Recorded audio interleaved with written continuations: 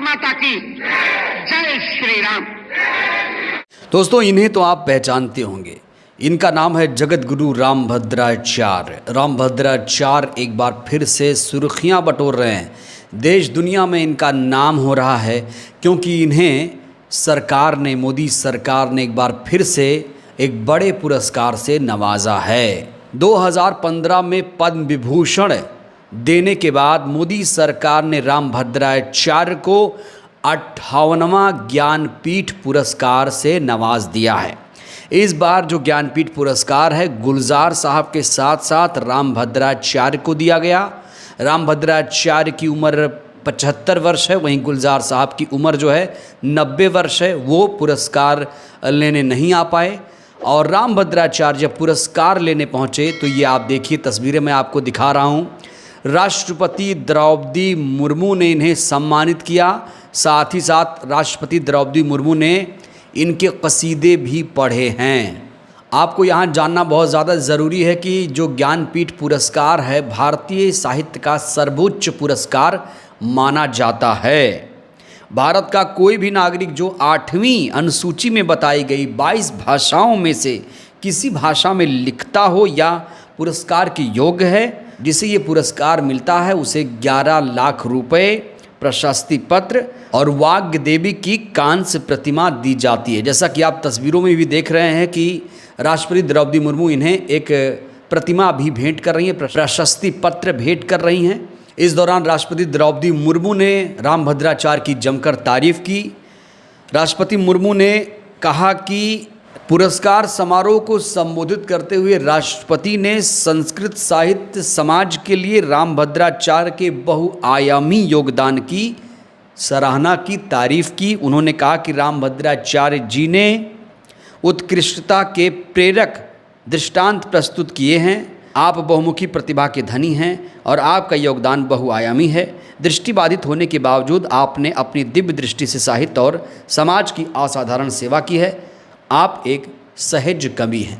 तो यहाँ पर राष्ट्रपति मुर्मू उनकी तारीफ कर रही हैं। जब ज्ञानपीठ पुरस्कार मिला रामभद्राचार्य को, वहीं ज्ञानपीठ पुरस्कार हासिल करने के बाद रामभद्राचार्य ने एक बयान दिया जो काफ़ी ज़्यादा चर्चा में है। सुनिए ज़रा। ऑपरेशन सिंदूर संपन्न हुआ, उसमें वेद का एक मंत्र काम कर रहा था। आप सुनकर ताली बजाइए। वेद का एक मंत्र काम कर रहा था, योस्मान धूर्वती तम धूर वयम वयम धूर्वामा। जो हमें मारना चाहे उसे हमें पूर्ण रूप से समाप्त कर देना चाहिए। तो सुना आपने, रामभद्राचार्य कह रहे हैं ऑपरेशन सिंदूर के दौरान वेदों के मंत्र काम कर रहे थे। तो ये जो बयान है इस समय सोशल मीडिया पर काफ़ी ज़्यादा शेयर किया जा रहा है और इसी बयान को लेकर रामभद्राचार्य का मजाक भी उड़ा रहे हैं बहुत सारे लोग। और इस समय आपको बताऊं तो जो बहुजन समाज है, जो खासतौर से अम्बेडकरवादी हैं, वो रामभद्राचार्य को पुरस्कार दिए जाने का खुलकर विरोध कर रहे हैं। लेकिन जो उत्तर प्रदेश के सीएम हैं, उन्होंने रामभद्राचार्य की जमकर सराहना की। उन्होंने कहा कि 22 भाषाओं में पारंगत हैं जगत गुरु रामभद्राचार्य, इसलिए उन्हें ये पुरस्कार मिला है। लेकिन जो बहुजन समाज है वो बहुत ज़्यादा आहत महसूस कर रहा है। तो आखिर ऐसा क्यों है कि जो बहुजन समाज है, जो अम्बेडकरवादी हैं, वो रामभद्राचार्य के पुरस्कार मिलने से खुश नहीं हैं? तो जहां एक तबका खुशी मना रहा है, बधाई दे रहा है, तो वहीं पर बहुजन समाज का एक बड़ा तबका रामभद्राचार्य को ज्ञानपीठ पुरस्कार मिलने पर मायूस है, वो नाराज़ है, वो इसका विरोध कर रहा है। वो कह रहा है कि रामभद्राचार्य जैसे लोग इस पुरस्कार के लिए एलिजिबल नहीं हैं। इस समय बहुत सारे लोग अपनी नाराज़गी जाहिर कर रहे हैं। लेकिन बड़ा सवाल ये है कि रामभद्राचार्य का विरोध क्यों हो रहा है। कुछ बयान मैं आपके सामने रखना चाहता हूँ। ये वही रामभद्राचार्य हैं जिन्होंने मायावती को लेकर एक बयान दिया था और कहा था कि मायावती जी को बहन कहने में संकोच होता है। अंबेडकर जी को संस्कृत भाषा नहीं आती थी, इसलिए उन्होंने मनुस्मृति जलाने की कोशिश की थी। उनका एक बयान है कि मनु महाराज से लेकर ऋषियों तक जो परंपरा रही वह न्याय देने की परंपरा रही। मनु को गाली देने वालों को क्या कहूँ, बहन कहने में संकोच लग रहा है। मनु को गाली देने की शुरुआत मायावती ने की, लेकिन मायावती को मनुस्मृति के बारे में एक अक्षर भी ज्ञान नहीं है। ऐसा ही बयान बाबा साहब को लेकर इन्होंने कहा था। इन्होंने कहा था कि बाबा साहब अम्बेडकर संस्कृत को ठीक ठाक जानते तो मनुस्मृति जलाने की कोशिश नहीं करते। उन्हें भी संस्कृत का एक अक्षर भी ज्ञान नहीं था। इतना ही नहीं, कांशीराम जी को लेकर भी रामभद्राचार्य विवादित बयान दे चुके हैं। ये देखिए हेडलाइन, स्वामी रामभद्राचार्य राम कथा में बोले, मरे मुलायम कांशीराम, अब जोर से बोलो जय श्री राम। तो मायावती जी हों या फिर अंबेडकर जी हों या फिर कांशीराम जी हों, इन तीनों पर विवादित टिप्पणी रामभद्राचार्य कर चुके हैं और इसीलिए बहुजन समाज रामभद्राचार्य को ज्ञानपीठ पुरस्कार दिए जाने का विरोध कर रहा है। दोस्तों, वैसे तो रामभद्राचार्य के बयानों की लंबी फहरिस्त है। एक और बयान काफ़ी ज़्यादा वायरल है इस समय। इन्होंने एक बयान दिया था कि कुंभ में ऐसा करेंगे नक्शे से पाकिस्तान का निशान मिट जाएगा। ये इन्होंने कुंभ को लेकर एक बयान दिया था। इनका एक और बयान वायरल है। महाकुंभ जब चल रहा था तब इन्होंने कहा था ऐसा हवन यज्ञ करेंगे कि दुनिया के नक्शे से पाकिस्तान का नामो निशान मिट जाएगा। याद है आपको बयान?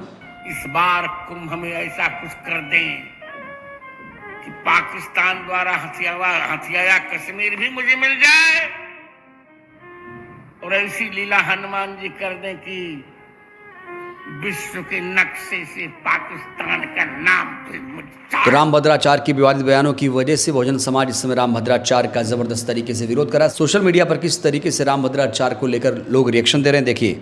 एक यूजर लिखते हैं कि हमारे दलित समाज को गाली देने वाले रामभद्राचार्य को ज्ञानपीठ पुरस्कार देकर सरकार ने अपनी मंशा जाहिर कर दी कि वह दलित समाज के कितने हेमरती हैं। एक और यूजर लिखते हैं, घोर जातिवादी रामभद्राचार्य की यही सब अच्छाइयों को देखते हुए आज सरकार ने ज्ञानपीठ पुरस्कार देकर सम्मानित किया। एक वीडियो दरअसल और वायरल हो रहा है कि जो राम को नहीं भजता वो चारों वर्ण ... है। ऐसा कुछ बयान था, सुन लीजिए आप। गोस्वामी जी कहते हैं कि जो राम जी को नहीं भजता वो चारों वर्ण चमार है। वो राम को भजने वाला उत्तम। तो इन्हीं तमाम बयानों की वजह से बहुजन समाज बहुत ज़्यादा नाराज़ है। एक और यूज़र लिखते हैं, मरे मुलायम कांशीराम, प्रेम से बोलो जय श्री राम, और मायावती को बहन कहने में संकोच लगता है। कहने वाले रामभद्राचार्य को ज्ञानपीठ पुरस्कार से सम्मानित किया गया। एक और यूज़र लिखते हैं, रामभद्राचार्य ने जिंदगी भर समाज में जातीय वैमनस्य पैदा किया, आज इसको ज्ञानपीठ पुरस्कार दे दिया गया। बीजेपी ने पुरस्कारों की गरिमा गिरा दी है। एक यूज़र हैं भानुनंद, लिखते हैं कि रामभद्राचार्य को 58वां ज्ञानपीठ पुरस्कार दिया गया। मेरी समझ में नहीं आता कि रामभद्राचार्य को किस आधार पर ज्ञानपीठ पुरस्कार दिया गया। तो लोग यही कह रहे हैं, ऐसे जातिवादी व्यक्ति को आखिर ज्ञानपीठ पुरस्कार किस आधार पर दिया गया। चलो भाई, गुलजार साहब को दिया गया, उन्होंने सिनेमा में बढ़िया योगदान दिया, लेकिन इन्हें क्यों दिया गया, इसको लेकर लोग सवाल खड़े कर रहे हैं। और ख़ास तौर से आपको बताने, सब लोग नहीं, जो बहुजन समाज है खास तौर से, जो इनके बयानों से आहत है, क्योंकि लगातार ये अंबेडकर जी को टारगेट कर चुके हैं, मायावती जी को टारगेट कर चुके हैं, कांशीराम जी को टारगेट कर चुके हैं। इसीलिए बहुजन समाज के निशाने पर आ गए हैं रामभद्राचार्य। बहरहाल इस वीडियो में इतना ही। रामभद्राचार्य को सरकार ने आखिर ज्ञानपीठ पुरस्कार क्यों दिया, क्या ये उचित है? गोस्वामी जी कहते हैं कि जो राम जी को नहीं भजता वो चारों वर्ण चमार है। आप लोग भी अपनी राय दीजिए। बहुत बहुत धन्यवाद।